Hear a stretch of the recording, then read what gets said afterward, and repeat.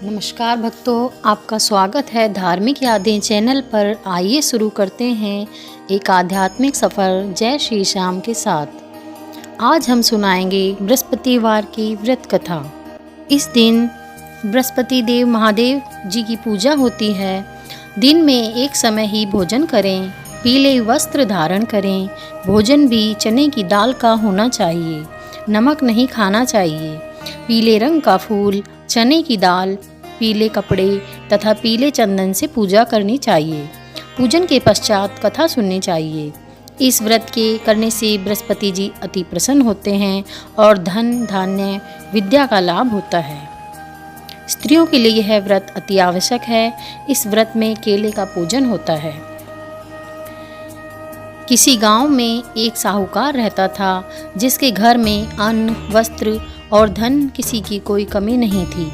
परंतु उसकी स्त्री बहुत ही आलसी थी। वह कंजूस थी, किसी भी भिक्षार्थी को कुछ नहीं देती। सारे दिन घर के काम काज में लगी रहती। एक समय एक साधु महात्मा बृहस्पतिवार के दिन उसके द्वार पर आए और भिक्षा की याचना की। स्त्री उस समय घर के आंगन को लीप रही थी। इस कारण साधु महाराज से कहने लगी कि इस समय तो मैं घर लीप रही हूँ, आपको कुछ नहीं दे सकती, फिर किसी समय आना। साधु महात्मा खाली हाथ चले गए। कुछ दिन के पश्चात वही साधु महाराज आए, उसी तरह भिक्षा मांगी। साहूकारनी उस समय लड़के को खाना खिला रही थी। कहने लगी, महाराज मैं क्या करूं, आज समय नहीं है, इसलिए मैं आपको भिक्षा नहीं दे सकती।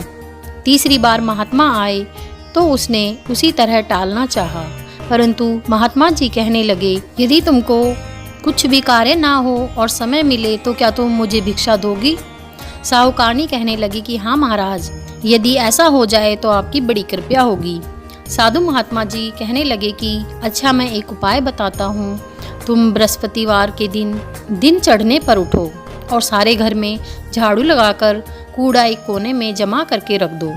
घर में चौका इत्यादि मत लगाओ। फिर स्नान आदि करके घर वालों से कहो कि वे उस दिन हजामत अवश्य बनवाएं। रसोई बनाकर चूल्हे के पीछे रखा करो, सामने कभी भी ना रखो। शाम को अंधेरा होने के बाद दीपक जलाया करो तथा बृहस्पतिवार को पीले वस्त्र कभी भी ना धारण करो, न पीले रंग की चीज़ों का भोजन करो। यदि ऐसा करोगी तो तुमको घर का कोई काम नहीं करना पड़ेगा। साहूकारनी ने ऐसा ही किया। बृहस्पतिवार के दिन वह दिन चढ़ने के बाद उठी, झाड़ू लगाई, कूड़े को घर में जमा कर दिया, भोजन बनाकर चूल्हे के पीछे रख दिया। वह सब बृहस्पतिवार को ऐसा ही करने लगी। अब कुछ समय बाद उसके घर में खाने को दाना न रहा। थोड़े दिनों में महात्मा फिर आए और भिक्षा मांगी, परंतु सेठानी ने कहा, महाराज मेरे घर में खाने को अन्न नहीं, आपको क्या दे सकती हूँ? तब महात्मा ने कहा, जब तुम्हारे घर में सब कुछ था तब भी तुम कुछ नहीं देती थी, अब पूरा समय है तब भी कुछ नहीं देती हो। तुम क्या चाहती हो वह कहो। तब सेठानी ने हाथ जोड़कर प्रार्थना की कि महाराज अब कोई ऐसा उपाय बताओ कि मेरे पास पहले जैसा धन धान्य हो जाए। मैं प्रतिज्ञा करती हूँ कि मैं जैसा आप कहोगे वैसा ही करूँगी। तब महात्मा जी ने कहा, बृहस्पतिवार को प्रातःकाल उठकर स्नान आदि से निर्वृत्त होकर घर को गौ के गोबर से लीपो, भूखों को अन्न जल देती रहो, ठीक शाम के समय दीपक जलाओ। यदि ऐसा करोगी तो तुम्हारी सभी मनोकामनाएं भगवान बृहस्पति जी की कृपा से पूरे होंगे। सेठानी ने ऐसा ही किया और उसके घर में धन धान्य वैसा ही हो गया जैसा पहले था। इस प्रकार भगवान बृहस्पति जी की कृपा से अनेक प्रकार के सुख को भोग कर दीर्घकाल तक जीवित रहे। बृहस्पतिवार व्रत की दूसरी कथा। एक दिन इंद्र बड़े अहंकार में अपने सिंहासन पर बैठे थे और बहुत से देवता, ऋषि, गंधर्व, किन्नर आदि सभा में उपस्थित थे। जिस समय बृहस्पति जी वहां पर आए तो सब उनके सम्मान के लिए खड़े हो गए, परंतु इंद्र गर्व के मारे खड़ा न हुआ। बृहस्पति जी अपना अनादर समझते हुए वहां से उठकर चले गए। तब इंद्र को बड़ा शोक हुआ और मुझसे बहुत बड़ी भारी भूल हो गई। गुरुजी के आशीर्वाद से ही मुझको ये वैभव मिला है, उनके क्रोध से यह सब नष्ट हो जाएगा, इसलिए उनके पास जाकर उनसे क्षमा मांगनी चाहिए, जिससे उनका क्रोध शांत हो जाए और मेरा कल्याण हो। ऐसा विचार कर इंद्र उनके स्थान पर गए। जब बृहस्पति जी ने अपने योग बल से यह जान लिया कि इंद्र क्षमा मांगने के लिए यहाँ आ रहा है, तब क्रोधवश उनसे भेंट न करना उचित समझकर वह अंतर ध्यान हो गए। जब इंद्र ने बृहस्पति जी को घर पर न देखा, तब वह निराश लौट आए। जब दैत्यों के राजा वृषवर्मा को यह समाचार विदित हुआ, तो उसने अपने गुरु शुक्राचार्य की आज्ञा से इंद्रपुरी को चारों तरफ से घेर लिया। गुरु की कृपा न होने के कारण देवता हारने लगे। तब उन्होंने ब्रह्मा जी को विनय पूर्वक सब वृतांत सुनाया और कहा, महाराज, दैत्यों से किसी प्रकार बचाइए। तब ब्रह्मा जी कहने लगे कि तुमने बहुत बड़ा अपराध किया है, जो गुरुदेव को क्रोधित कर दिया। अब तुम्हारा कल्याण इसी में है कि तुम त्वष्टा ब्राह्मण के पुत्र विश्वरूपा को अपना पुरोहित बनाओ। यह वचन सुनते ही इंद्र त्वष्टा के पास आए और बड़े विनय भाव से त्वष्टा से कहने लगे कि आप हमारे पुरोहित बनिए, जिससे हमारा कल्याण हो। तब त्वष्टा ने उत्तर दिया कि पुरोहित बनने से तपोबल घट जाता है, परंतु तुम बहुत विनती करते हो, इसलिए मेरा पुत्र विश्वरूपा पुरोहित बनकर तुम्हारी रक्षा करेगा। विश्वरूपा ने पिता की आज्ञा से पुरोहित बनकर ऐसा यत्न किया कि इंद्र वृषवर्मा को युद्ध में जीतकर अपने इंद्र आसन पर स्थित हुआ। विश्वरूपा के 3 मुख थे। एक मुख से वह सोमपल्ली लता का रस निकाल पीते थे, दूसरे मुख से वह मदिरा पीते और तीसरे मुख से अन्न आदि भोजन करते थे। इंद्र ने कुछ दिनों उपरांत कहा कि मैं आपकी कृपा से यज्ञ करना चाहता हूँ।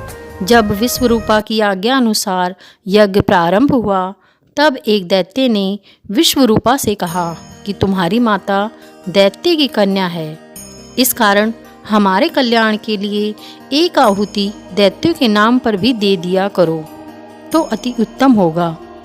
विश्वरूपा उस दैत्य का कहा मानकर आहुति देते समय दैत्य नाम भी धीरे धीरे लेने लगा।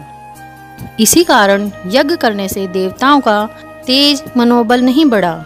इंद्र ने यह वृतांत जानते ही क्रोधित होकर विश्वरूपा के 3 सर काट डाले। विश्वरूपा के 3 सर थे, जिससे वह मद्यपान करता था। उस वजह से वह भंवरा और सोमपल्ली पीने से वह कबूतर और अन्न खाने से वह तीतर बन गया।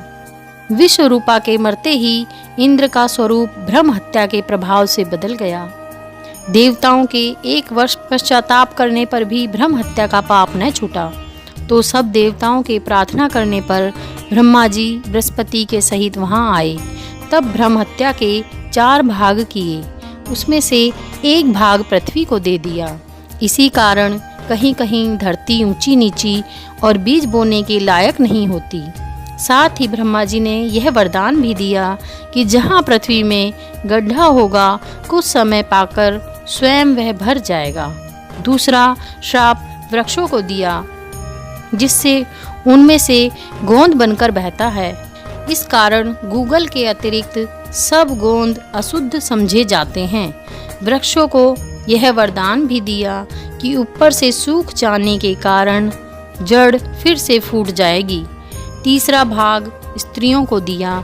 इसी कारण स्त्रियां हर महीने रजस्वला होकर पहले दिन चंडालनी, दूसरे दिन ब्रह्मघातिनी, तीसरे दिन धोबन के समान रहकर चौथे दिन शुद्ध होती हैं। और साथ ही यह वरदान कि संतान प्राप्ति का उनको वरदान दिया गया।